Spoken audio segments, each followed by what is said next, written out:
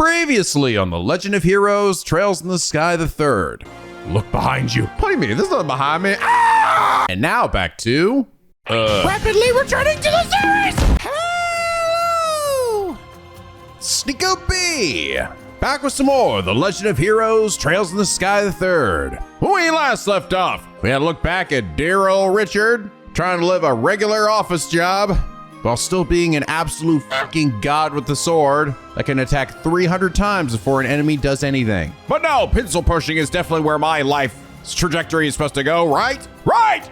And we also returned to the Caradrius. Oh wait, wrong game. The Glorious, where we originally fought with Weissman and Ouroboros, or well, kinda just where they lived. Ran to some familiar faces, including Kyle and Don, and 3 of the Ouroboros members, Walter, Luciola, and Blue Blanc. Yeah, actually, I really didn't think they'd be showing back up in this yet, but here they are. And even though they're just illusions of the other ones, I mean, they don't really need a reason to fight us. I'll be curious to know what the actual, thought process behind, getting the characters that we did. The fact that we got Ren here, but all the other ones didn't show up.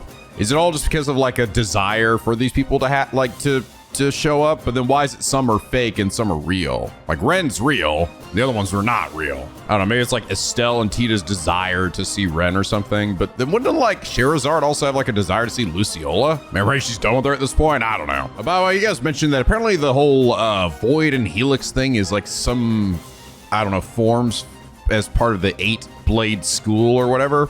And it'll become more apparent later, or I guess they'll discuss it more later. So this is some anime Nen shit that we're talking about here. Funny, but it's not actually seemingly explained in this series at all. Just shows you how long this I feel like the creators of this game in this series and the writers are fucking Oda, where they literally wrote shit out forever ago, and then they're gonna wait ages before they ever explain it or discuss it, you know? Unlike a lot of Kingdom Hearts, which it feels like Nomura just kind of he plans at most one game ahead, but he doesn't really, I think, plan and actually create things because he expects them to necessarily to have an answer then. I don't think he has the answer for it yet, you know? He just sort of thinks it up after a few games. He's like, oh yeah, I guess I could work that into something. This feels more like what probably One Piece is, where shit is actually set and planned in advance to at least some extent,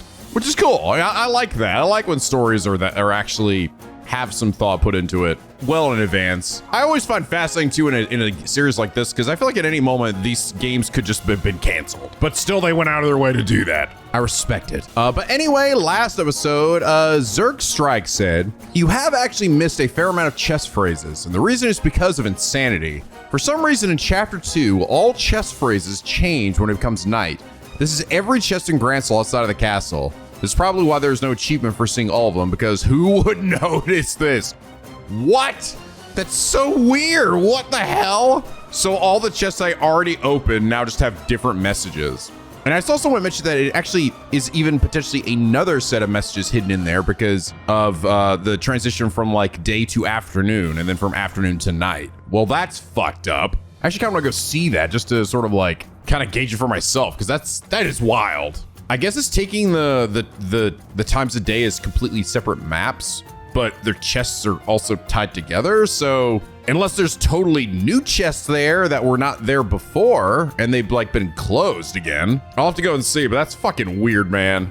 No wonder we're missing all our story bits from that 36 story or whatever. But Zergstrike, actually I guess it's Zergstrike before Zergstrike. Thank you so much for your incredibly enlightening comment about why the fuck all those messages went. It is that reason you are comment of the day. Yeah, you know what? I'm gonna go look at this. I'm guessing I'm probably screwed out of seeing some of these.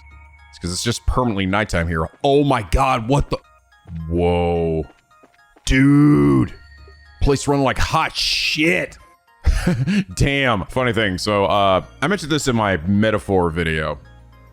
Long story short, basically the new PC that I've had for the last 8 months is kaput for right now. I had to send it in for repairs.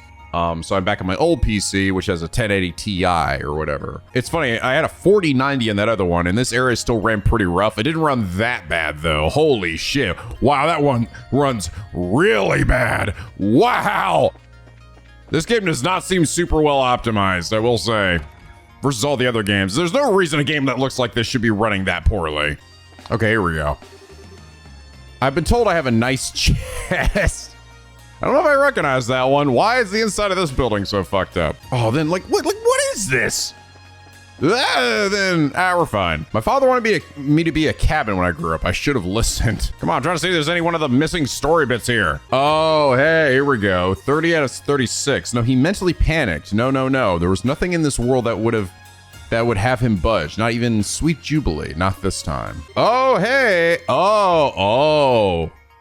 Oh no, this is new, because I definitely did not see this. Did you know Trails in the Sky takes place in the Burrow, but there are other Trails games that take place beyond the kingdom's borders. For example, Trails of Cold Steel happens in the Erebonia region. Buy it. Spoiler alert, game! Okay, so interesting. So that's when we get to the Erebonia arc, is that game. I wouldn't be surprised if Olivier is a big focus in that one as well. Though he seemed like going to be a big focus in the next one too, with us going to Crossbell, and that's where the Chancellor is. So that means Crossbell for the next two games, and then Erebonia after that, and then beyond that, I have no idea. Fart. Oh my, excuse me. So stupid. Then the other chest told me, how many courses it take to make a line? Oh, 2 out of 36. This is the story of a chest so finely carved, words alone cannot hope to illustrate a worthy picture. Many have certainly made attempts, of course, but each usurped the crown is a greater failure than the last. You'll get not 1/7 more from me, you fiend. I'm still empty. Were you expecting a miracle? I'm gonna stab you. I do wonder what is making the game run this bad. I wonder if you guys have any idea. This went from being like bad but tolerable to holy dumb fucking shit. This is rough, bro. I don't know. I wonder if anyone else had this problem. I did not have this issue with FC and SC. Granted, they were on my, new PC, but even on the new PC of this game did not run well. And just this one for some reason. 32 out of 36. Jubilee had turned 20 just last month. She was a clumsy girl with broad shoulders, a stunning height that dwarfed most women her age, and the widest, goofiest, most sincere smile seen on Bose's streets. But if there's a setting I can turn off or adjust to make it not run like this, let me know. Did you know Walter the Direwolf's original name is the Lanky Wolf, but this isn't quite as intimidating in English. The name change came with the original team's blessing. Lanky Wolf? Yeah, that is definitely... good call. 20 out of 36. Clack, clack, clack. Their silverware played an awful musical number with every smack on their plates, each note ringing with a hint more irritation than the last. Forgive this sinful chest, father, for I have nothing more to give. 10 out of 12. Apartment and kept to herself most days. She wasn't sure why she sighed, probably just life catching up with her. Then suddenly, you're not gonna kidnap me, are you? Not today, Mr. Chest. No, I'm literally just coming back to see that you exist. What your story is. So apparently you've been fucking hiding from me due to weird game logic. 10 out of 36. There was a time when it had the polish of its products. And oh, if only that would continue to be the case. One might quip that it had character now, but that was only the polite way of saying it was in shambles. 5 out of 36. My dearest Genevieve, the letter within began. The handwriting noticeably delicate and imperfect from what must have been nerves. I present 2 gifts, this chest of which there is no other, and my love. Aha, there it is, the trails in the chest that they talked about. Roses are red, violets are blue. A tear I have just shed since I've got nothing more for you. Oh, it was beautiful. That was beautiful, chest. I think I could have missed that beautiful poem. 9 out of 12. I guess I did actually end up missing a few of the 12. And this was in spite of a messy divorce with her spouse eating up what little she had. Her children were taken from her as a result. Her life took a turn for the worse, and now she lived in a tiny one-room... Ooh, that's a depressing one. Yeah, this is where all the fucking story bits I was missing are, though. I think all the chests in Gransel Castle actually should be fine, because I think I could only get there at nighttime anyway. Don't understand, it could have had items. Could have been a treasure. Could have been something. Instead, empty. Just fucking empty. Risking your life only to run all the way back to an empty chest. I mean, dude, that's what I'm... yes! And don't make a fucking pun out of Reese's name, please. She hates puns as much as I do. Well, maybe now it wasn't such a bad thing that chests that I've already opened are still marked on the map. So you're back. Reen Quartz? Wait, wrong game. Huh? Who the fuck is that? Hey, do you know a doctor? I'm feeling a deep pain in my chest. Oh wait, I have a chest!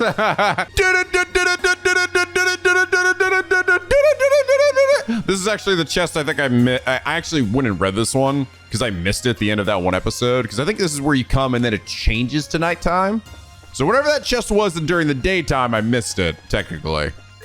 Which I guess could have been part of the message. Or a part of the story.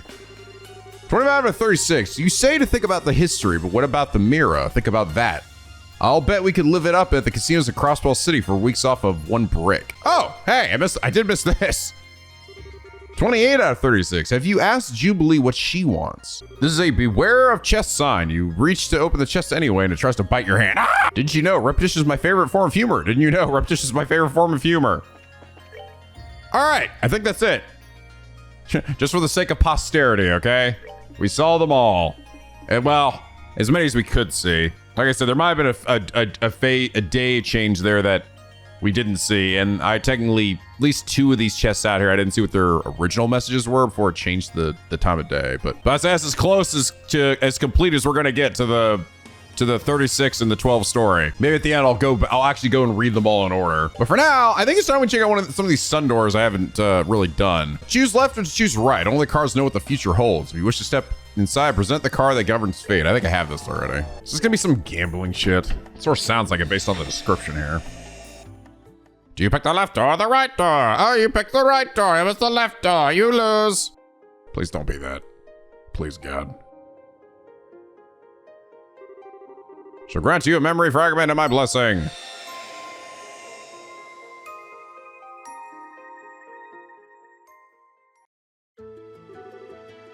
The Kalvar Republic is a city in this country, a place where migrants from the east have recreated their homeland down to the bright lacquered tiles.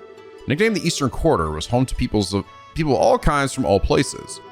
On the northern outskirts of that town was a little rundown bar. Dallas had been presentable once, but now the plaster was crumbling and what doors were left barely fit their pitted frames. Am I gonna see this? Are they actually gonna show me something new outside this fucking country?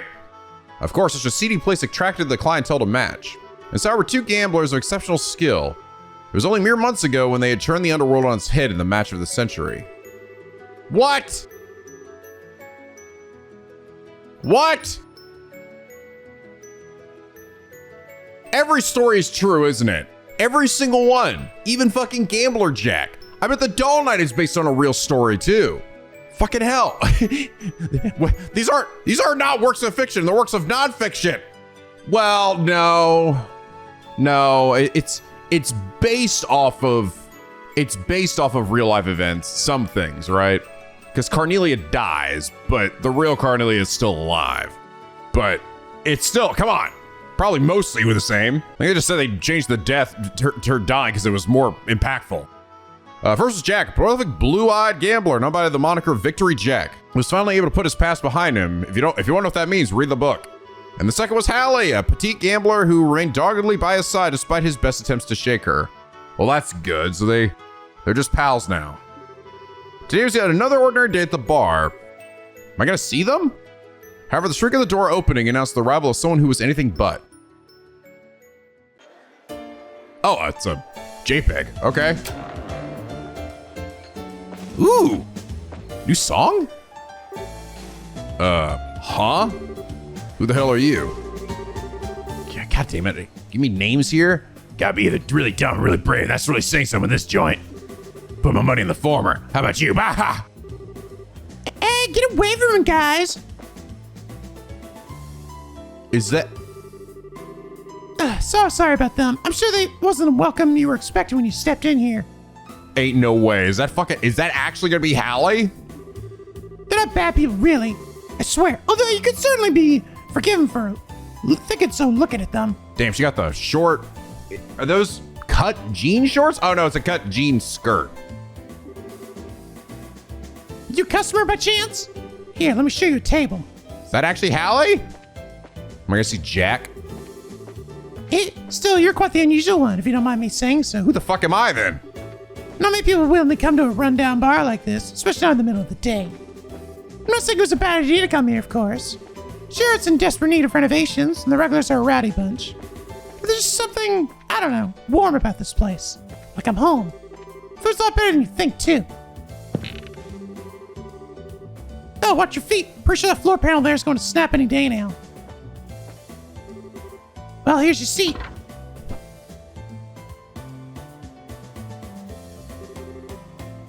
Anything you'd like to order? You don't like you're here for booze anyway. Have something to eat. I mean, but she's working. No, I don't think so, because she's working here, right? And I don't think Hallie works here. She's a gambler. Personally, I recommend the Tom Young Goon. It's the most popular thing on our menu, for good reason. Mix it spicy with just the right amount of sourness. It's perfect. Ah, I can see your mouth is watering already. That's a definite yes. Not much of a talker, are you? Have something to drink. Just water? Sorry, what was that? You looking for Jack? I was usually sleeping in the back at this time of day. Wait, did you come here to challenge him to a game of something? Sorry, I didn't even think to ask if that's what it was you were here for. Well, all right, I'll go talk to them. Oh shit! I get to see what this bitch looks like. Come on. He's in a good mood. He might be willing. Don't get your hopes up, though. I think she is Hallie. Wait here for a minute, okay?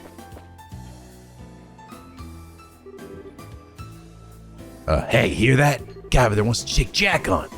Yeah, I heard. Ha, if he sticks him up on it, this could get real interesting. Wouldn't be so sure about that. He ain't enough if Jack actually gets serious. Enough that guy's got what it'd take to bring it out of him. Well, here's the Tom Young Goon you ordered. Eat it while it's still hot. Oh, and as for Jack, sorry, but it'll pass this time. So he's still hung up from drinking yesterday. Doesn't even want to get up. Not sure that's what you want to hear after coming all this way to challenge him, but that's Jack for you. Wait, no, I've got a great idea. How about you and I have a game first? Beat me, I'll go bug him again. I'm sure you'd be totally interested in someone who's better than me. Surprise, I'm actually quite the gambler, you know. Name's Hallie. Hey, hell yeah. I'm the daughter of the legendary gambler king. Okay, well that was all true. Not exactly a household name, but it's a pretty famous one in these kinds of circles. I'm gonna have to read the Doll Night now, aren't I? Fair warning, I don't plan on holding back one bit. If we're doing this, we're going all out, bitch. Plus, if I win, I'm gonna have to ask you to leave. Are you good with that? Heh, I'll take that as a yes. What did I even do? Put my fork down? Let's move to a more suitable table, shall we? Is this gonna be like I'm like secretly Olivier or something? That'd be cool if it ends up being like, well, no, because he'd be hitting on her at every second, so that wouldn't make any sense. I also don't. I mean, he was supposed to be a decent gambler, though, right? But yeah, nah, she'd be like smacking the shit out of him. As for the game, how does blackjack sound? Oh, goody. Oh, goody. Oh, shit. There he is. The guy in front of the backside looks like fucking Dio. Okay, well, I think I know how to play blackjack, but tell me anyway. We play a series of blackjack games against Haley, one-on-one. A maximum of 7 games will take place. The first player to win 4 games is the victor. All commands can be used. Hito. You can take up to 6 additional cards. Don't bust. Take no additional cards. Stand. Okay. Having 7 cards at a combined total of 21 or less results in 7 cards hand, which is stronger than blackjack. 2 cards with a total of 21 between. Wait, what? Having 7 cards at a combined total of... I don't know if you know. Really? I don't think I've ever had that happen in playing any of these mini games. 2 cards with a total of 21. There's no other possible special hands. Okay. The odds of getting that. Are you ready? Let's get started. All right. You aren't going to draw? I mean, I already have 21. Heh. That's one bull bluff. It is one. That had to be to give me, right? Or did I legit just get that lucky? Hey, well done. You're not half I bad. fucking didn't do anything.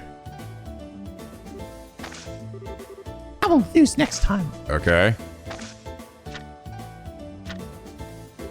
Fucking definitely stand. You're gonna draw? Draw. Okay.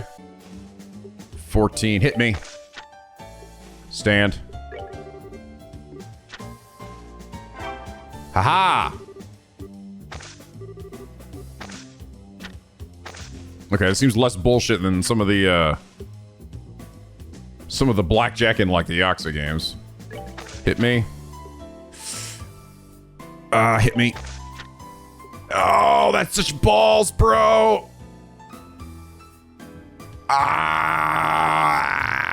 Stand. She's gonna win. Oh, she busted. Hell yes. I'm busting so hard. Got a little ahead of myself. Okay, I think I just need to win one more and I'm done, right? Hit me. Oh, so cool with that? Yeah, I'm pretty fucking cool with my 21. So you won this one. All right, I think that's it. Well, that's that. Let's play, stranger. You're incredible. My God. My fucking God. Learn the recipe for Tom Young Goong. Ha, funny. And $5,000.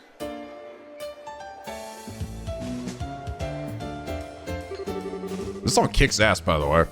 Wow, who'd have thought? You're actually really good. All right, deal's a deal. I'll go and talk to Jack again.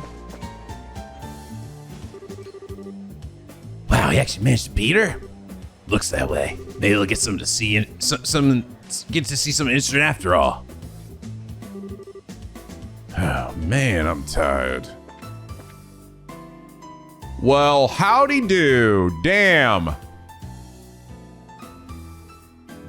don't know what I was expecting. What was my image of him in my head? I think I imagined him with dark hair. I don't know if I remembered it specifically saying he had, like, blonde hair. This definitely doesn't match what I sort of envisioned in my head. Yeah, I mean, it's not that it doesn't match his character in any way. No, it definitely does. It's just, you know, you read something and you form that in your head. I don't remember specifically saying, I think it just said his hair was slicked back, but I don't know if I remember saying it was actually like blonde, but maybe it did. I think in my head I imagined it being darker. Huh? There's a new face. So what? That the guy who beat Haley? God, my head's throbbing like a bitch. Blah, blah. There goes the floor. Haha, see, told ya. Knew he'd be the one to break it. That you did. Poor guy, it's crazy how he's amazingly lucky at gambling and amazingly unlucky at everything else. Actually, it's probably less unlucky and more him always being out of it. Hey, I heard that I'll take you on anytime you want. It's enough, you two. If you want to fight, you can take it outside. Last thing we need is this place ending up any more run down than it already is. Oh, and on that note, you're fixing that broken floorboard yourself, Jack. That's on you. Why do I have to do it? Claire. Fine. This sucks. Never thought I'd see Jack get so wrapped around somebody's finger. You're telling me. Well, she is kind of hot, guys. Anyway, sorry for the wait. Here's Jack.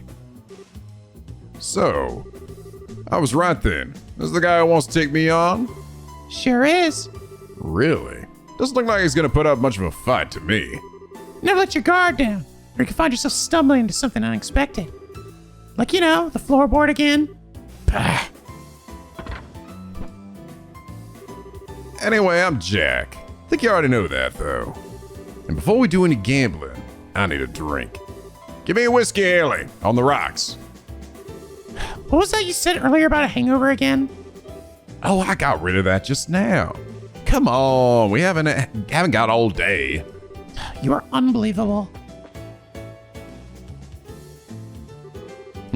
Did Haley catch your eye?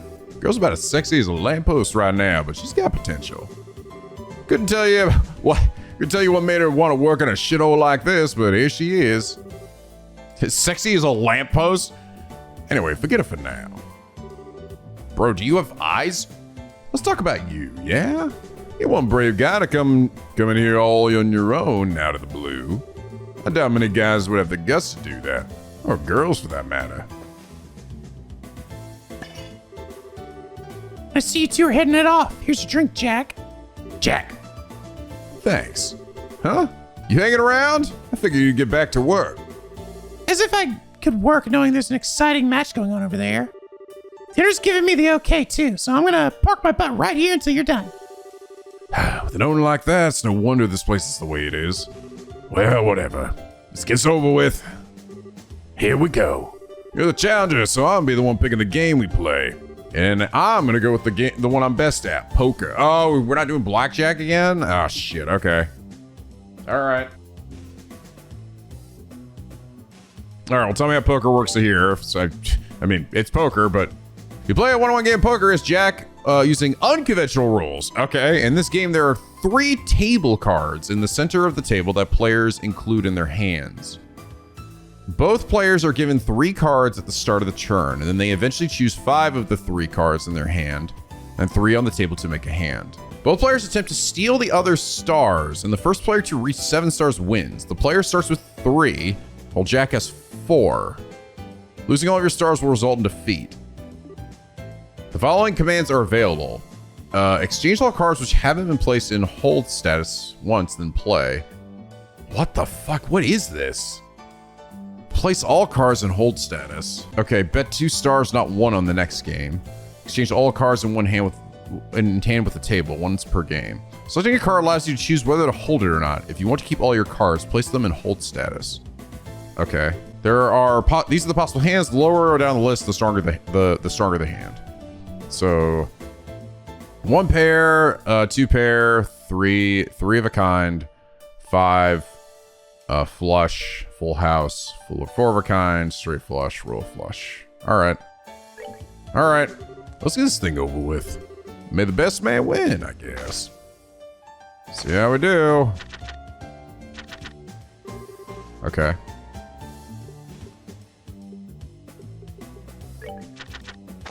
No.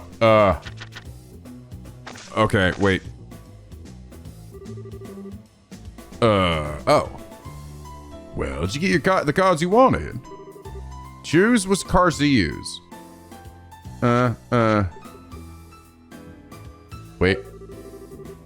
Why you gotta be shitting me? No! Fuck, I thought I was like backing out of this thing. 7, 8, 9. No, that works. Okay, this will be a flush. That's it, right? I picked 3 of the cards that I have. I'm good, right? No, what?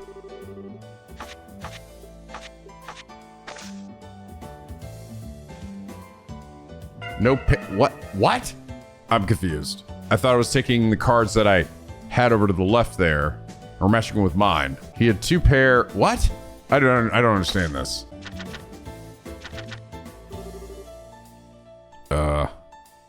Okay. All hold. Now change.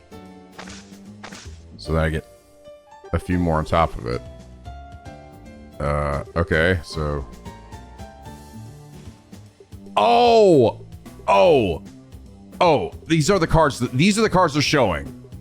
I get it. Okay. Sorry. They're just showing me the cards that are over. Okay. They're just added here. So then I use them to make my hand. I understand. So, all I have is a pair of jacks.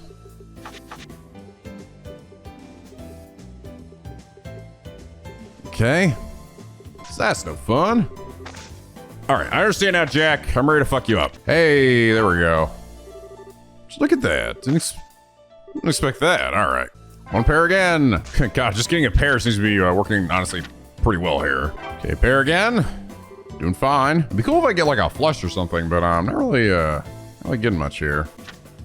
Yeah, there we go. That's what I'm talking about. Oh, eat a dick, Jack. You about to fucking eat shit, bitch. Booyah, Grandma. 3 of a kind. Damn, you suck at this, Jack. Looks like luck hold out. I've already won, bitch. Damn, man, get all my stars. Be proud. Not just anyone could beat me. Oh, that wasn't bad at all. Once I understood how the UI was. Well, I'll be damned. You're pretty good after all. You beat me fair and square. I ain't gonna make excuses. Are you kidding me? You actually beat Jack. Only because he was holding back. You know that as well as I do. Same could have been true for his opponent, to be fair. Yeah, you're right. Still a damn good game, though. Looks like we're the center of attention now. I say we entertained the bar enough at least. Can't say I'm thrilled with losing, but that's the first time in a while I felt the rush of a good gamble. I'll say, that was a great game to watch. I'm itching to play some poker myself. Anyway, if you ever feel like it, come on back, I guess. I'll try and make time for you if you do. But just so you're clear, you haven't seen half of what I can really do yet. Of course. You say that, Jack, but for all you know, it's gonna be you getting beaten next time, too. We'll see about that. Still, I feel the exact same way as he does. Whoa, that's funny. Your portrait's suddenly turned low res. You're always welcome back here. Love to play you again personally. You better come back at least once, though. Got it? Need to just get my own victory against you, and now you've got one on me. Oh, that's all for you today? That's a shame. I'll come back again sometime, all right? I also got the old aspect ratio there for half a second. Is that it, or is it actually...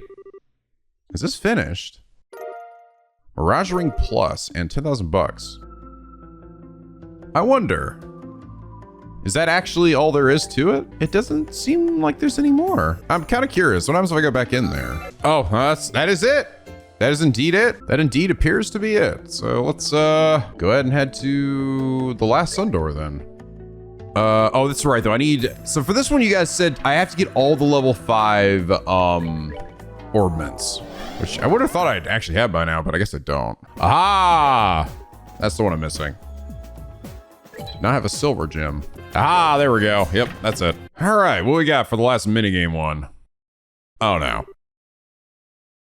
Hey, have you been? Oh, goody. What the fuck, dude? I've seen you all game.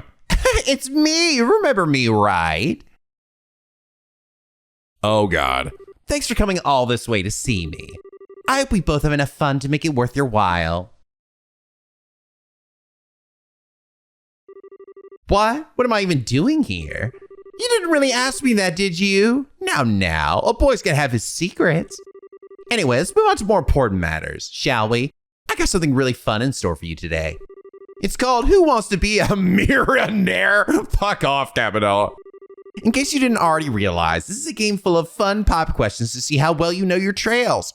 Oh dear. Oh God, oh no. Oh God, I'm scared. Ready to give it a go? You are, right?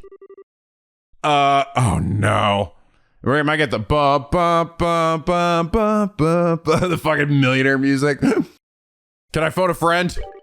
Very nice. I was hoping you'd say that. Well, if you'll excuse me, I better go and get changed. I won't keep you waiting too long, okay? What the fuck? What the hell? Look at Estelle over here, Weissman, and a weird horny sheep.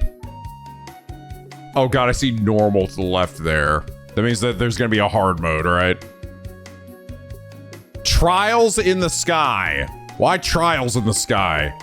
Each round contains 10 multiple choice questions. Choose the right answer for each of them within the allotted time to win. Choose the wrong answer or running out of time and a question will darken one of the circles at the top of the screen. When all 3 of them turn gray, you will lose the round. Oh God, how bad is this gonna be? Better not be like, how many chests were in this fucking area? Or like, what was the name of this rando fucking jobber NPC from FC? I'm gonna punch you if that's the case. Oh, look, funny, my portrait's low res too here. Well, let's get started then, shall we? I hope you're ready. Which of the Tetris like tiles is situated in the Beauce region? Oh no, bro. Oh, is that really the best you can do? Oh, this is fucked. Oh no. Oh, I hate that there's a time limit too. Oh, fuck you, dude. What was the name that Cassius Schwartz went by when disguised as sister? Frida? No, Ellen. Are you even trying? What's the name of the large lake centered in the borough of Valeria Lake? Yay. Let's see a lake from every region of the borough. Interesting, huh? Okay. What branch of the British Skills Cuteness Maniac attached to? Ruan branch. Fuck, no, the Beauce branch. Dude, I hate that I have to, Wow, you suck at this. This is the normal one, too. Duh, it's too bad. What would you like to do now? I'll give it another shot. Oh, fuck me, man. Why does it give me so little time? So I like, oh, is it the same every time? Oh, I thought it was gonna be totally random every time. Oh, it is. But what name is highly capable Charizard known as? The Silver Streak. Always go with C, right? If you don't know. What's the name of the now deceased father of Kilika, the woman in charge of the Zeiss branch? Tact? Fucking have no idea, dude. Ryuga? That's the master. Oh, fuck, dude. I had no idea. What's the name of the black-haired darling Joshua's most played harmonica song? The Whereabouts of Light. Used to be a really popular song over in Ereboni a long time ago, you know. What's the name of the softer than he looks bracer Agus' last sister? Oh, Bisha. These two even have surprisingly similar hairstyles. Note the sideburns in particular. Okay. No! I was clicking to make it go. I didn't even get to see what it was. That was the analyze question. Shit. In the Roland region. Esmos, all right. That was the tower Luciella was stationed at when we were trying to release the Oriole in the second chapter, as so happens. This is where it's like, man, I hope you play the other games, right? Martial arts style used by Vincent. This is the Taito style. It's actually a combination of Very Large Mountain and the Big Dipper asterism. I bet you didn't know that. Okay. What was the first name of Estelle's late mother? Lena. Two of them look so alike, huh? You can see his family resemblance in more ways than one. What does that mean? What's the name of the hardcore sneaker collect? Oh, the Stray guy. No, that shit. Fun fact, 1203 is actually this company's 50th anniversary. Yay, I did it! And I got achievement for completing all the minigames. You did it! You're amazing. You actually managed to get every question right. Well done. Well, sort of. Okay, so I got rank 9. Oh, okay, so score, time left, difficulty. So you can get to 400,000, you can get 10,000 Mira. I mean, that's not that much Mira, to be fucking honest. So wait, I got 10 Mira. I got 10 Mira. Go me. Yeah, you did it. I knew you could. Well, I've had plenty of fun for today, so I think I'll go do my own thing now. If you like another round, though, you know where to find me. Bye-bye for now. I was thinking there was a harder difficulty for that one, right? Complete all the sun doors. That's kind of funny that it says this one for the sun doors and the mini games. Isn't that the same thing? Yeah, 10 Mira, huzzah. Septian bullets. Oh, there it is. So differently after entering the sun door and deciding whether or not to play another round. Well, we have to try, right? We gotta prove my Trails knowledge here. See if I learned some shit, all right? This is nice. This is sort of coming at like the end of my journey for a little bit, right? The end of my Trails in the Sky journey. This is like quizzing me on everything I've done till now. All right, hard. I was hoping you'd say that. Well, if you excuse me, I go better get changed. All right, here we go. Oh, he changed his outfit? Really? What's the number of Ouroboros Enforcer Walter? 9? 8. 8! What was the name of the orbital tank developed in the division in the second chapter, chapter 3, the Arsai? The Org... Oh, no, the Orgai. Arsai's the fucking big one. Ugh. Oh, this is some real deep cuts. Okay, well, we figured this one out. This is 10, based on the story. If you know the answer to this, I assume you must be able to work out which of those profiles is real too. Wow, he just tells you here. He just tells you. He's like, I assume you already did that part. What's the name of the current president of Calvard? Rocksmith? That was a guess. I guess that means somewhere down the line, his ancestors must have been stonemasons of some kind. Okay. How many monarchs has the world had since founding, including the current monarch? Oh, fuck you, dude. 26. That's so I see, right? The world's got quite a long history when you think about it, huh? Okay. What was the meaning of the name Leonard offered by Olivier when he encountered him in chapter Lionhearted? I can't imagine calling him anything other than Louvet, personally. Okay. What was the name of Princess Claudia's late father? I think it was Edgar. It was... Edgar sounded right. Shit. What was the name of the wife of General Morgan Command? Oh, dude. Dahlia? Katrina? What is the name of the bay in the southwest part of the Rouen region? Zemuria Bay? Zelia Bay. Jesus. What's the formal name of the master of Valyria Lake? Fish that, god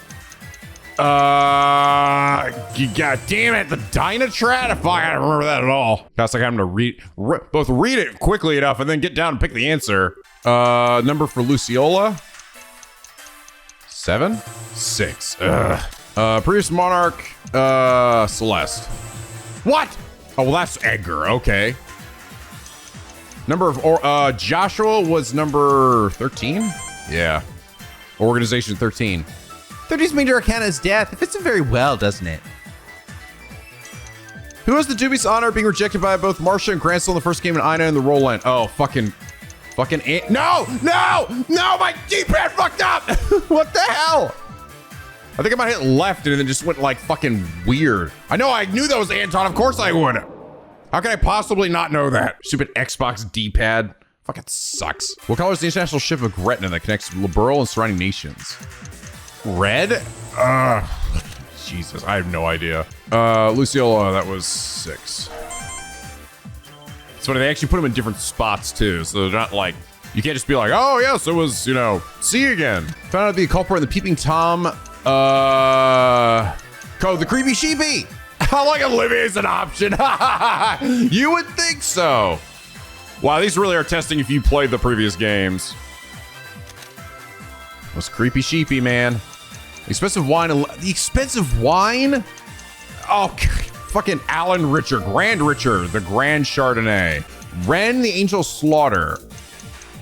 16? 15, fucker. God damn you. What is the major of Genis, Royal Academy, Chloe Ren's? Humanities? Social studies. What is the title held by Fisherman's Guild member Percy? Master Fisher? Amateur oh no, he's the shitty one. Oh no, god damn it, I gotta remember not to hit, I gotta remember not to accidentally progress through that. You have to wait for it to just start before to not actually click it to make it go. Damn, they have a big pool of questions to choose from here, dude. You're thinking, oh, I'm gonna see a lot of repeats this time, but no. What's the name of the sea adjacent to the south side of the Zeiss region? Fucking have no idea. Oh, I got lucky. I did it again, dude. Don't press a fucking button. Ren, 15.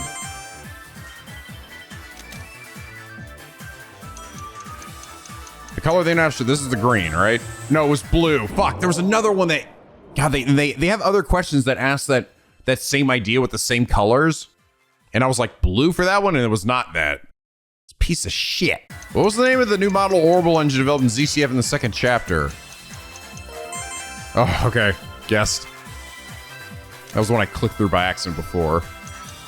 Who is the dubious honor being rejected in both, oh yeah, Anton. Yes, it's fucking Anton. General Morgan's daughter, Rihanna. Okay. Okay, last one. Walter, 8. No, that's 7. Whatever, it doesn't matter, I still won. Did it, you're amazing. You actually managed to get every question right. Well done. Yes, quote unquote, every question right. So you don't even get more money in this one. Technically I did better than before though, apparently, because I got 100 instead. You did it, I knew you could. Well, I've had plenty of fun for today, so I could go do my own thing. If you feel like another round, you know where to find me. Bye-bye for now.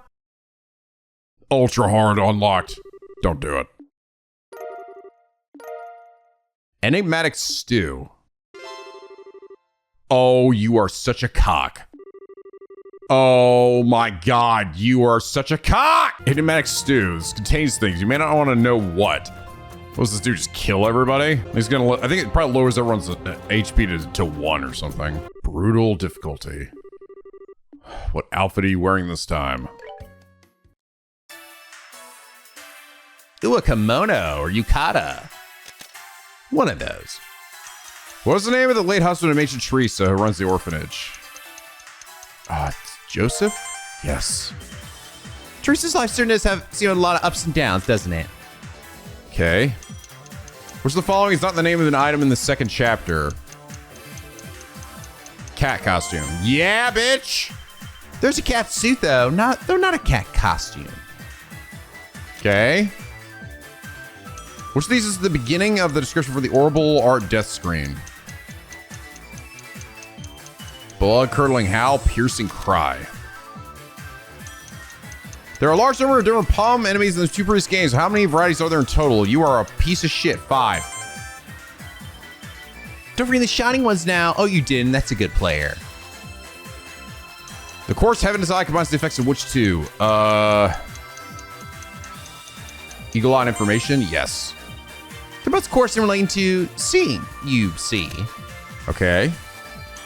First game's Kitty Talk for Dummies. Oh, I should have studied that. Expression of delight? Yeah! Get the last question right. I'm sure you know what this means, right? Okay. What is the combination of the open road lamp in the quest given to you? Oh, that's... Fuck you, game. Fuck you that you'd actually ask me that. Wow. Which chapter of the... Oh, no. Was Blue Blanc's card hidden inside during the...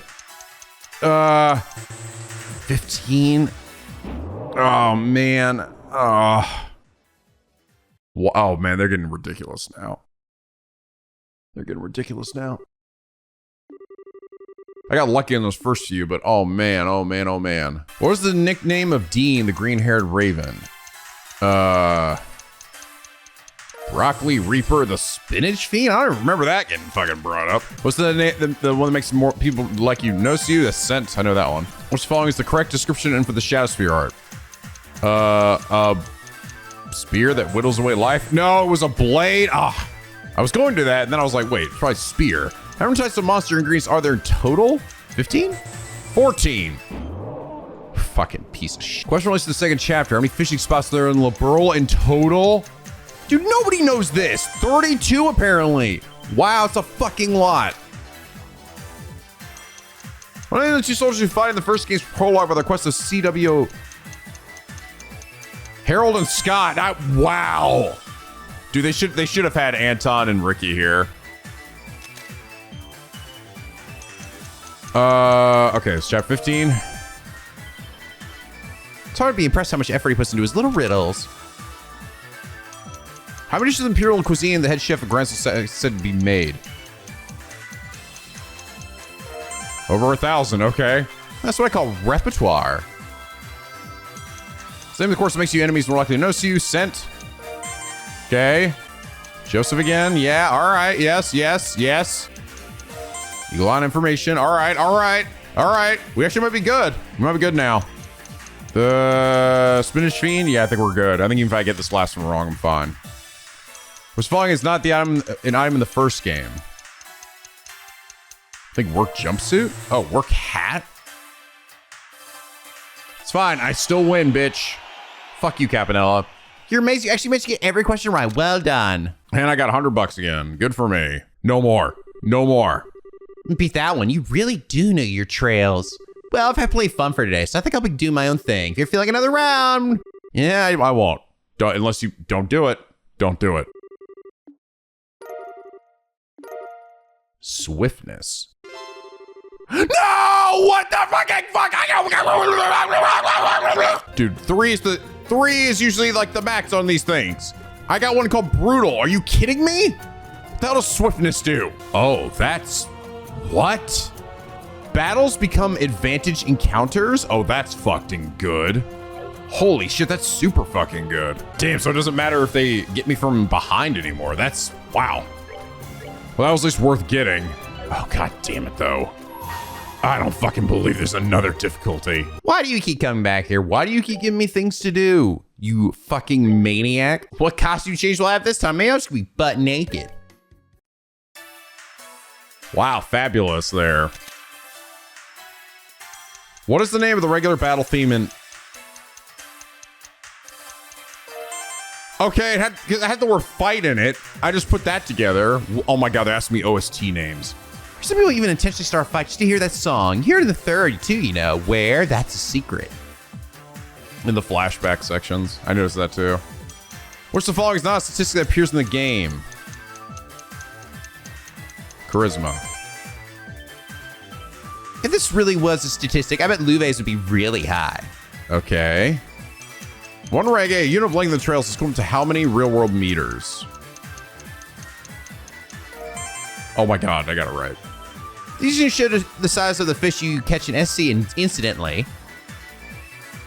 What is the name given to the emblem of the Bracer Guild? Peacekeeping.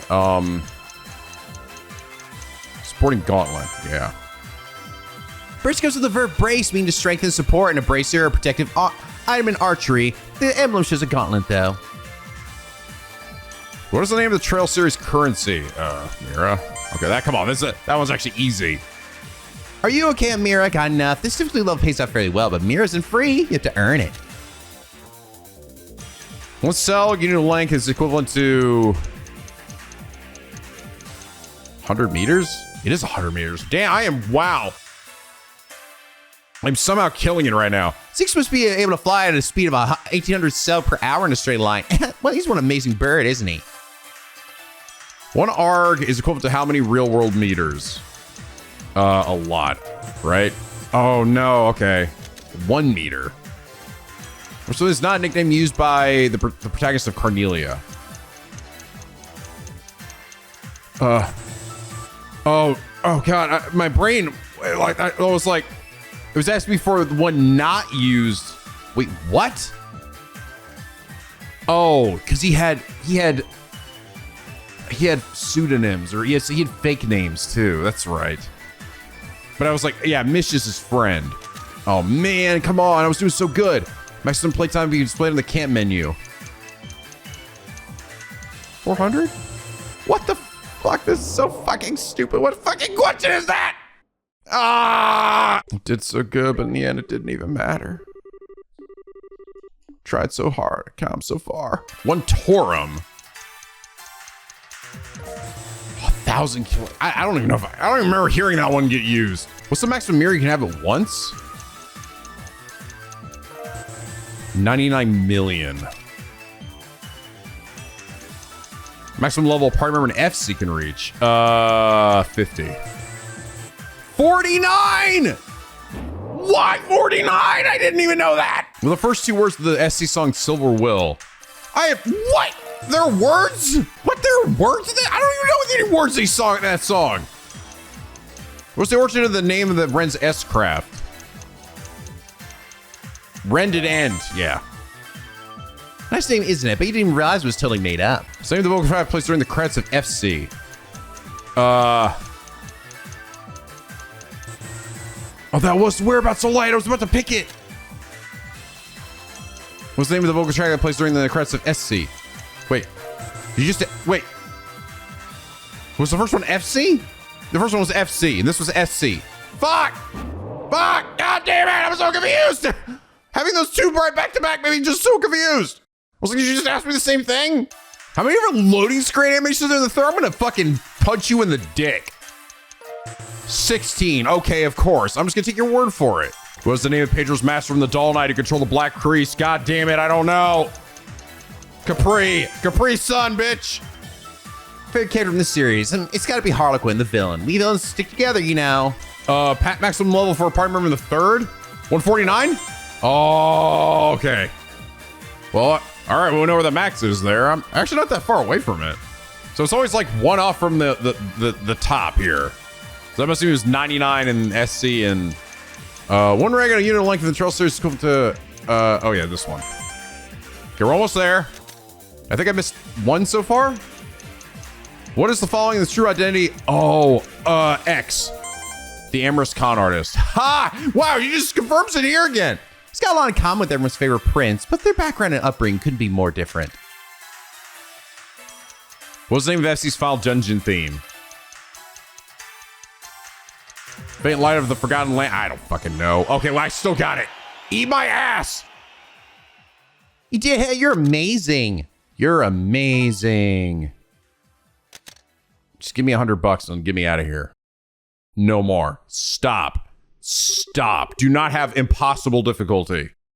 Amazing. Conquer the maniac difficulty, you maniac. Pun absolutely intended. That's all I've got. I had lots of fun hanging out with you, you know. But feel free to swing out anytime. Always up for brushing on my trails. Ta-ta, babe. Okay, we're done. We're actually done. Thank you, baby Jesus. I got an achievement. You know too much. The time gem. Wait, the time gem? Didn't I need that to get in here? Oh, no. Wait, no, this is cast 3. Oh, no. Never mind. So you cast super fast. Oh, shit. Yeah, you put this on, put like Ren or like Kevin or something. Just cast immediately. Oh, but why did... Oh, I don't... Okay, I don't agree with the decreasing their arts damage. That's stupid. That's dumb. Why is... I can understand increasing strength and defense, but the arts damage is the whole reason you're doing this is to have high art, to be able to attack with your magic quickly. That seems stupid. That seems dumb. I don't get why they would do that. Okay, because I've actually spent an exceedingly long time already doing that stupid quiz game, I think this might be just the best time. It may not be a better time than to do what I've been thinking about doing this whole time. And you know what? You guys sort of said you wouldn't mind it too much, so let's just do it. Let's read the fucking Doll Knight. Wherever the hell it is. There it is. Apparently it's not actually that long. Like there's 22 chapters, but each chapter is pretty short. So here we go, guys. We're gonna literally pull literally a Kevin Graham. And how appropriate is that this is Kevin Graham's game where we're doing it, right? Where we're just gonna sit here in one session and read this entire thing to a bunch of kids. And by the kids, I mean you guys. So go ahead, wrap yourself in a little blankie, park yourself in your sofa or your chair or whatever, as you listen to this book on tape narrated by your old pal NicoB, the Dino Sizzle. Hopefully you guys don't mind this. Like I said, I'm already pretty far into this, so this just seems like a good time to do it. So, and hey, let's be honest, if everything else we were seeing from this game suggests anything, this is probably a true story too that's gonna have implications for later things anyway. All right, here we go. Chapter 1, The Puppeteer's Apprentice. Long ago in a certain little village, there lived a young boy. He was some 13 years old. His name was Pedro. Pedro was a small boy and not very strong, but his fingers were dexterous enough to astonish anyone. When he moved his whittling knife, wooden blocks would turn into birds and wonderful creatures as if by magic. The boy spent his days with these crafts as his life. One day, strange travelers came by the village. An old man with sharp eyes and a large man in black garb casually strolled into the general store, whereupon their eyes were drawn to a wood bird, so cunningly carved that one could almost hear its wings beat at the air. It was Pedro's latest creation. After inquiring with the owner of the general store, the old man and his escort came upon the little house where Pedro lived, and the first words they had for him were, "Prepare your things, we're leaving for the city." Pedro's eyes widened in shock at the order. What's this? He cried. Who are you people? His eyes fell on the large man in black. Pedro's words caught in his throat. The old man chuckled. So you did notice. I thought you would. From the old man's fingers stretched transparent threads. He gestured and the black-garbed man bowed gracefully. The immense man was a clockwork puppet. He is the Black Priest, the old man said. My finest work. His wrinkled face creased further as he smiled slyly. He was the famous master Capri Oratoria, as we learned from that minigame. A puppeteer known throughout Welsh Luna. Oratoria fixed Pedro with a beady eye. You could craft something even greater than this. Doesn't the mere thought excite you? No more words were needed. Tossing his carving knife into a sack, Pedro fixed his cap on his head and greeted his new master by saying farewell to his old home. Oh, come on. You're gonna exit me out of it every time I do this? That sucks. Chapter 2, The Blue Knight. The years passed swiftly for Pedro at the Oratorio's shop on the outskirts of the capital. Under the tutelage of puppeteer Capri, he learned the techniques to build clockwork puppets and the skills to make them dance and perform. After 3 years of training, he completed his own masterpiece, a doll of noble bearing dressed in armor with a gleaming blue helmet. If Capri's masterwork, the Black Priest, was a martial arts type focused on maneuverability, then Pedro's blue puppet was a well-balanced swordsman. His counterattacks as it churned aside the Black Priest's punches and kicks were the very image of a graceful knight. What will you call it? Capri asked. Pedro had no answer. He had been so focused on its creation that he hadn't actually thought of one. Ultimately, it would come to be called the Blue Knight before he could name it. It was sometime after Pedro constructed the Blue Knight that the king who ruled from the city would pass on from their world. The king had been long ill, so there was little shock and the mourning period passed smoothly. And so in accordance with the law, the king's only daughter, Princess Tia, would ascend to the throne as queen. Chapter 3, On the Road Home. Pedro visited the city accompanied by the Blue Knight. With the crowning ceremony approaching, the streets were abuzz with excitement. As he strolled the city center, people passing by cast strange looks his way. What a noble knight he must be. I'm sure he must be quite the famous hero. Do you suppose he's attending the crowning ceremony? Trailing quietly behind the Blue Knight, Pedro could hardly keep himself from doing a little dance. It felt like a step towards Capri, who could control the Black Priest as if it was a human itself. Of course, at the same time, he found it annoying that others thought him the servant of his own creation. He was on his way back to the workshop outside of town that Pedro was humming was interrupted by a scream. No, please stop! Cried a voice from the woods. No one's gonna save you. A man growled. Give it up and give in. From the looks of things, some thuggish men had a girl cornered. Dainty and clad in a white dress, the girl's searching eyes sought desperately for a way to flee from danger. I'm gonna guess that's probably the Tia, right?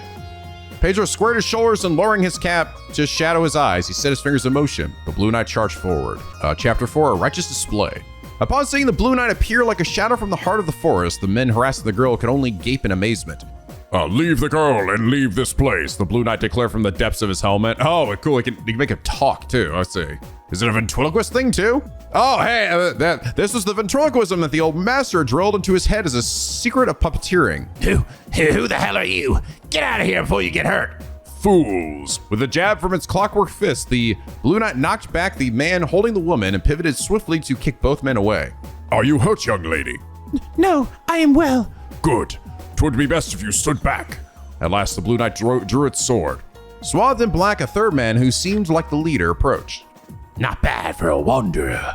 Pedro eyed the new arrival. The black-garbed man's stance suggested he knew something of proper swordsmanship. Enough playing, though. Hand over the girl and I'll see you rewarded.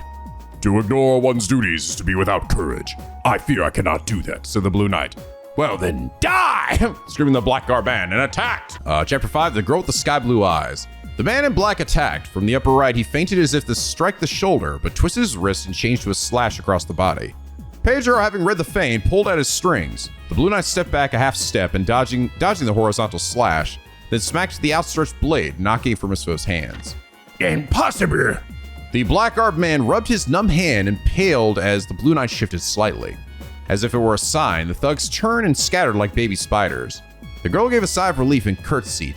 Thank you very much. She was still a bit shaky, but her manner was that of a noblewoman. It is the duty of every knight to protect. Pay it no mind. Ah, are you from foreign lands, perhaps? Suddenly, Pedro was struck with a moment of whimsy. I am the touring knight, Pedro. The boy there is my servant, he made the puppet reply. Huh?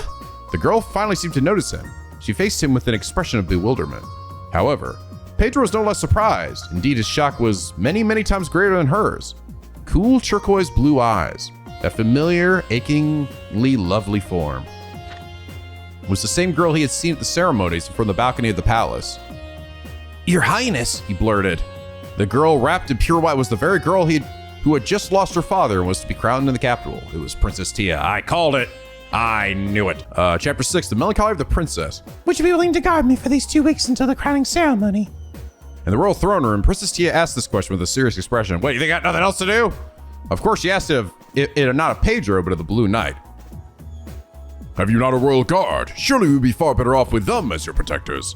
Unable to say that the Blue Knight was a puppet, Pedro followed as far as the throne room. He shivered, sensing even more trouble about to come. The royal guard that protect the capital are. They obey the words of my uncle, Duke Gaston. Even before, they abandoned me and fled. Princess Tia said softly. Duke Gaston was a man surrounded by bad rumors. It was an open secret that he took advantage of the previous king's illness to line his own purse. The man in black you confronted, Sir Pedro. I'm sure that was my uncle's second in command. All of it was planned. Princess Tia's sky blue eyes clouded. At this point, the kindly Pedro could hardly refuse the role of escort. Understood. I shall accept your request, he had the Blue Knight reply. Princess Tia's smile was like the sun breaking through the clouds. Thank you so very much. She turned towards Pedro as well. And you too, good servant. I asked for your name. Pedro hid his eyes once more in the shadow of his cap. I am no one worthy of naming myself. Chapter 7, The Turbulent Days. Protecting the princess proved harder than predicted. After all, almost every day there were new ne'er-do-wells sent after her. Eventually, partially due to their closeness in age, Princess Tia and Pedro, still playing the servant, came to speak very openly to each other. While glad for the princess's trust, he didn't know what he would do if the truth of the Blue Knight came out. Pedro was beside himself with worry. Well, maybe if you just had been honest at the start, bro. On the other side of the city, a letter was delivered to a certain puppet workshop. What is that boy doing? Guessing the circumstance from the very vague statements in Pedro's letter, Capri sighed and gave a bitter smile. However, perhaps this is a good chance, he mused. Pedro was ever bright and straight as an arrow, yet his thoughts were always of puppets. He seriously needed to get laid. Partially due to living outside the city, he had no friends he could call close, and it hardly seemed as if he felt lonely for it. While the role of escort to the princess was perhaps beyond his station, if it proved a chance to awaken more human feelings in his apprentice, Capri could only wish him the best with the parent's heart. Chapter 8, what makes the darkness shake? That girl has the devil's own luck. In a dim room lit by a flickering candle, flames, Duke Gaston cursed hatefully. He felt not a moment of sympathy or care for his niece. At this rate, you shall see the crowning ceremony, he snarled. This knight Pedro. Can't we handle him? He's the first man so skilled that we've encountered. We fear that even if the royal guard attacked at once, it might be difficult. Recalling the shame of having his sword knocked from his hands, Duke Gaston's second command bit his lip. Still, we have nothing to fear, he said. While a bit of an odd character, we've hired a skilled assassin to handle this, my lord. Odd? What sort of person is he? Aha, did you call? The flames danced bewitchingly, then went out as one, as if something tremendously heavy had collapsed down onto it. The carpeted floor shook with a thud. Who is it? Duke Gaston took a step back. The shadow illuminated by the moon was tremendous and inhuman. My lord, fear not. This is our assassin, Harlequin. He will remove all that is in your way with this puppet. The assassin sketched a mocking bow. Ha! I do love hunting. I don't take jobs unless the prey's lively. A sickening laugh shook the darkness, bringing a nasty smile to the Duke's face as well. Worry not. I'm sure your hunt will be most enjoyable. And so did the night bathed in red by a crimson moon, fade to dawn, melting like ice. So dramatic. Afternoon in the lesser palace. Afternoon in the palace began with tea party in the gardens. The princess as always filled 3 cups with black tea from the pot. Please enjoy your tea. My thanks, the Blue Knight intoned. Thank you very much, Pedro said. Pedro moved the Blue Knight with his left hand as he sipped the tea made by the princess. It was the happiest moment in their otherwise busy days. Good servant, you really do seem to enjoy your tea. It makes it very worth the effort for the one who made it. You are too kind. Smiling bitterly, Pedro pulled his strings. The Blue Knight in one go emptied the tea in the cup into the leather sack in his neck. At this, Princess Tia could only sigh. Whereas Sir Pedro seems to hardly find it delicious at all. Makes it difficult to be motivated. Pardon me, I fear I am an impolite man. In his heart, Pedro felt a nervous edge, but the Blue Knight answered with an ever-calm face. There had been countless moments where it seemed as if everything would be revealed, but Princess Tia showed no signs of doubting the truth of the Blue Knight. The princess smiled faintly, but her expression quickly turned somber. I suppose it doesn't matter. These fun afternoons will end tomorrow. After the crowning ceremony the following day, she'll both leave the city after all. Chapter 10, a faint pain. At the princess's lonely words, Pedro's heart beat as fast as a drum. I fear I am a man on the path of the warrior, so my apologies, the Blue Knight said. No, I should apologize. I shall hardly make much of a queen like this. The princess shook herself and smiled brightly. Forgetting to control the puppet, Pedro ducked his head to hide the longing on his face. He would have loved to stay as her guard. Though she might have been of noble birth, Princess Tia was a lonely girl who had lost her father. However, she'd been speaking not of the servant like Pedro, but of the Blue Knight. To the princess, Pedro was simply part of the package. Thinking that made his chest hurt somehow was a pain such as he'd never felt when he was handling his puppets. Ultimately, Pedro had chosen, even if it meant saddening the princess, to flee from this unbearable pain in his chest. Would you like a second cup? As if to clear the heavy atmosphere, the princess offered the pot with a smile. Oh, that does sound good. Mind giving me a cup? With another unnerving laugh, a shadow leapt in. What? A sudden gust tore through the garden, sending the tea set flying off the table. Crimson wings beat the air as an immense puppet in the form of a devil fell to the earth. Sorry for interrupting your lovely tea party, tittered a voice. Would you mind playing with me for a bit? On the devil's left arm was a human figure. It was the masked puppeteer, Harlequin. I'll make sure it's plenty of fun, he giggled. The devil's attack! Lady Tia, stand back! Pedro, shielding the princess behind him, sent the Blue Knight forward towards the crimson devil's right arm. It was a blind spot for the masked puppeteer. With a rapid turn, the knight let loose a heavy strike. The tip of the sword was swallowed up in the base of the creature's wing. The demon's right arm flashed up, blade and claws scraped, sending sparks into the air. Losing its balance, the Blue Knight took an unsteady step back. The demon gave a shiver, and a barbed tail thick as a log screamed through the air, striking forward. Astonished by the technique, Pedro snapped the Blue Knight back, dodging the tail swipe. Oh, you are good. I didn't think you were in the same business. The masked puppeteer spoke out and spoke not to the Blue Knight, but to Pedro. The Blue Knight, as if to interrupt these words, pointed to its sword at the puppeteer. What nonsense are you speaking? You shall not come, then shall I strike first? Even now, Pedro tried to hide it. Princess Tia, with a confused expression, gazed upon the preceding events. I see. So that's how it is. The masked puppeteer, as if suddenly realizing the situation, laughed softly. My. Well, let no one call me rude. If you'd rather not share, I'll stay quiet. But you know, the puppeteer's voice dipped low and was tinged with a roiling darkness. If you don't even have that much guts, then even thinking you can win against my calamity is naive! Okay, about halfway through. The Crimson Demon, Chapter 12. The demon doll Calamity kicked the ground and launched itself into the air, closing the gap in an instant. Pedro reacted just a moment too slow, so intent was he on not wanting the princess to notice. It was the tiniest of openings, but it was the one that would prove fatal. First, the sword was knocked from the clockwork hands. Then the claws continued to dig in, cutting through the blue armor like a hot knife through butter. Oh my, what's wrong? The tail whipped in, encircling the Blue Knight. With a twitch of the puppeteer's fingers, the tail tightened, crushing both the knight's arms. Caught you. The claws grabbed the Blue Knight by its feathered helmet and lifted it off its feet. Stop! The first puppet he'd made, that he put so much effort into, was being torn to pieces. Pedro lost himself for a moment and ran forward. You are so impatient. No need to worry. I was going to give him back. The Crimson Demon held the Blue Knight high and threw it down towards Pedro. Gah! The Blue Knight crashed into Pedro and bowled him over. He lay in a crumpled heap upon the lawn under the body of the puppet. Please stop! The princess stepped in between the fallen pair and the masked puppeteer, her arms spread wide. I offer myself to you. In return, I command you to cease this senseless violence. No! Saying goodbye. I offer myself to you in return. I'm ready to cease this senseless violence. At Princess Tia's bold words, the puppeteer licked his lips loudly. You'd offer yourself in place of your guard. Why, you bring tears to my eyes, princess. You mustn't, Lady Tia. Barely conscious, Pedro desperately tried to put words together. He had not the energy to use ventriloquism. My master, Pedro is fine. Leave it to him. Hurry, run. Sir Pedro, silence. At the princess's angry words, Pedro managed to open his eyes fully. For those words were addressed most surely to he, still garbed and acting the servant. You knew? I'm sorry. I pretended not to notice. The princess smiled in a sad, lonely way, then turned to the puppeteer again with a dignified expression. Damn! Nothing gets by her big blue eyes! Now, take me to my uncle. My, oh my, what a princess you are. I bet you would have made quite the queen, too. The demon slowly stretched out its right arm. When the princess stepped on, it began to beat its crimson wings. Sir Pedro, thank you so much. This last week was very fun. These words of goodbye sunk into his brain. As he watched the scarlet shadow be swallowed into the blue sky, Pedro's consciousness slowly faded into darkness. The cost of deceit. Next morning, when Pedro opened his eyes, he found himself in his room at the doll workshop. Safe on his familiar firm bed, he felt a rush of relief. It had all been a dream. Capri called out from the workshop. Oh, how are you feeling? Pedro craned his neck.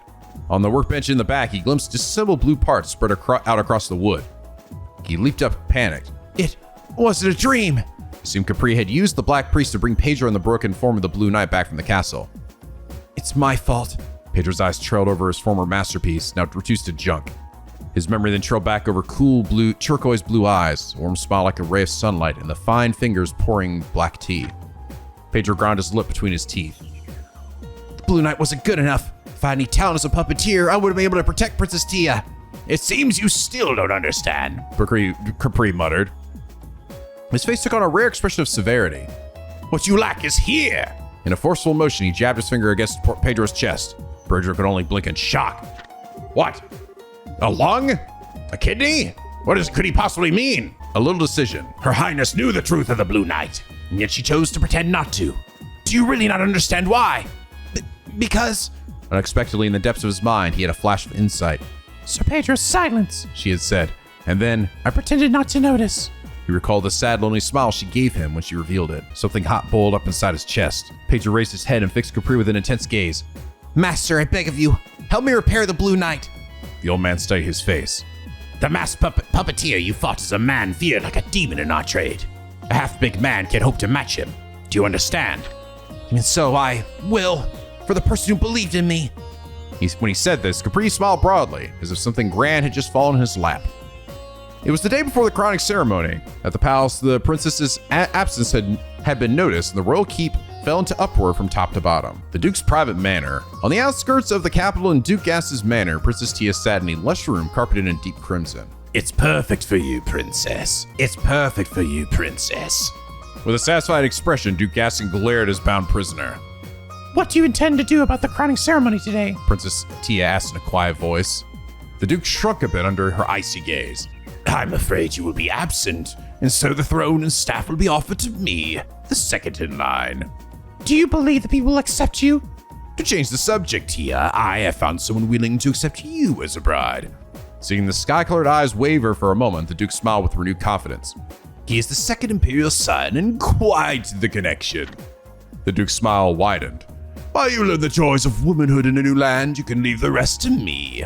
It's a cowardly plan. Certainly it was a scenario that would be accepted for the Duke to take the throne in the place of the first heir. However, it was different if the princess were to marry.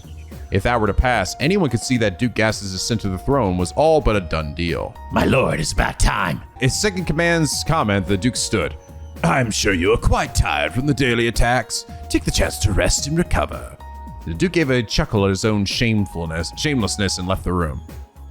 At that moment, that won't be happening. There was a tremendous crash and a glass went exploding into glittering powder. Ah! And so the boy becomes a man. Boy! Like a graceful leopard, a tall knight clad in blue armor leapt through the window. Following behind him was a small boy wearing a cap. Princess Tia, I'm sorry. I know I'm a bit late, he said. Sir Pedro, so you did come after all.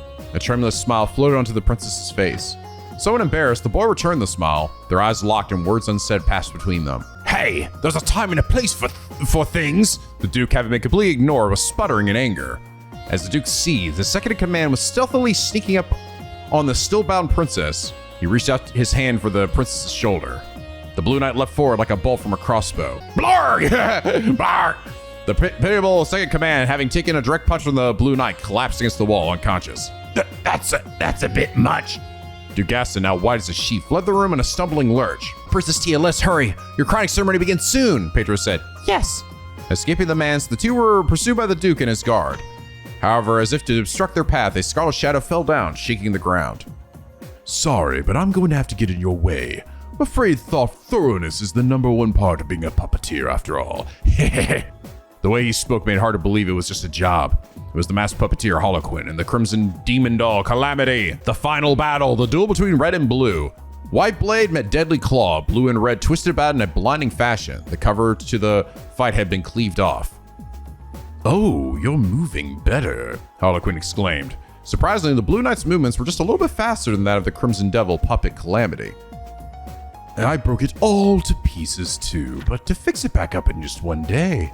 Looks like the old man found himself a good apprentice. You know my master? Harlequin twirled his fingers and Calamity fluttered his wings and slowly lifted it into the sky. We have a bit of a history, yes, he giggled.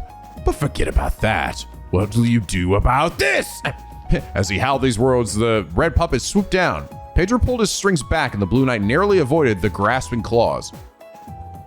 Oh, this! Smooth as flowing water, Calamity sent out its long, log-like tail to swipe at the knight. Pedro's threads flowed down and to the right, dropping its center of gravity. The Blue Knight shifted his sword to a slant and redirected his force of the tail upwards. Oh, this! Calamity swung its horned head around and charged straight for the Blue Knight's torso. Pedro snapped his threads upward and to his left this time. The Blue Knight, who had let itself fall slightly back, now slashed his sword down in a blur of light. With a small, pleasant cracking sound, the crimson wing on the right side of the puppet was hewn straight off. Shit. It's getting good. Red hot roar. Slightly panicked, the masked puppeteer wrenched back on the strings and put space between himself and the Blue Knight. Hey, how about we call it a draw here? Knowing it was hopeless, Pedro still offered. As he expected, a happy voice called back. Now, don't make bad jokes like that. It's been too long since I've had this much fun, after all. Seemingly drunk on warped joy, Harlequin twisted his hands about in a complex motion. It looked almost as if he were drawing magic circles in the air. I didn't think I'd end up using this, he giggled. Calamity crossed both arms across its body, as if holding itself. Slowly, a burning scent filled the air. A cold chill ran down Pedro's spine. He set to moving the Blue Knight, but realized the princess was behind it. You can regret it in your next life! Harlequin screamed. The Crimson Demon took an imposing stance. His massive jaw creaked. There was a rushing of air, and then a ball of brilliant flame spewed forth. The area was engulfed in a violent pillar of swirling fire. The Blue Knight, Pedro, and the princess were all swallowed by the inferno. So that's it, is it? Guess it was kind of a pity to end it there, huh? Gazing at the roaring flames, Harlequin muttered regretfully. However, his eyes soon narrowed, puzzled. No scent of meat roasting or metal melting reached his nose. What? Nani? It's such an anime story. The crimson maelstrom began to swirl faster, and the center suddenly parted as if blown apart from the inside. From the middle rose a blue twister? Fuck. No wonder the kids were into this story. This story's fucking crazy. This is actually a pretty good, like, I mean, it's still pretty, like, intense for a kid's story, but, like, you know, like a Batman the animated series kind of intense, you know, like it's pretty good. The whereabouts of the death match. From within the flame, the Blue Knight arose. Across his shoulders, Pedro and Princess Tia could be seen clinging, hale and hearty. It's very Studio Ghibli-like, you know? It feels like this could be like a Miyazaki movie. What had blown away the raging flames was this tremendous two-handed sword, spinning the enormous blade like a whirlwind. A butterfly made of flame danced above the Blue Knight's head. It was a fantastical scene. You think that'll work? Harlequin began gesturing again. It seemed he intended to launch another fireball. I won't let you, Pedro cried. Splitting through the wall of flames, the Blue Knight forced his way forward. The next moment, Calamity's horned head was cleaved perfectly in two. Bitch. Absolutely wonderful. The fireball, moments from release, puffed up within the crimson puppet and caused a small explosion. Flung by the shockwave, the Blue Knight was tossed into the air. Pedro braced both legs and managed to catch it. Sir Pedro, are you all right? I'm fine, yeah. But I don't think there's any saving him. Though Harlequin may have been a foe, his was still a life that had been taken. Pedro felt the guilt of such a deed strike him. Princess Tia, seeing Pedro so troubled, enveloped him in her arms. I'd appreciate if you wouldn't kill me off so easily, said a whispering voice from inside the pillar of flames. The voice somehow seemed satisfied. I applaud your efforts, young man. I'll back down nicely this time. Looking forward to when we next meet. The ground shook and a red and black shadow launched skyward and disappeared from sight. Pedro and the princess looked at one another and burst into relieved laughter. Really? He got away? Is there gonna be a Doll Knight 2?